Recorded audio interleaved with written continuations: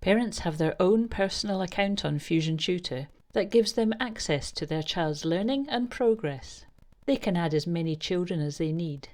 Parents have view-only access to their child's assignments and tasks, and they can look to see not only the list of work their child has been set, but they can also view the assignments in detail.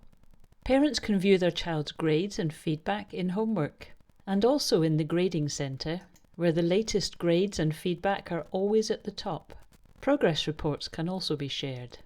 There's a range of communication options that you might choose to use, including a one-to-one discussion tool to enable tutors and parents to communicate without sharing emails.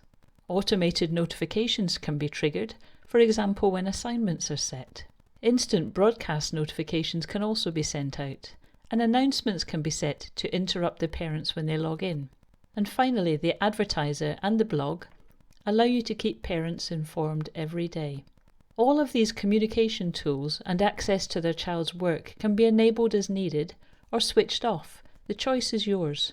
The Fusion Tutor parent login provides all the access and information a parent needs, all in one place.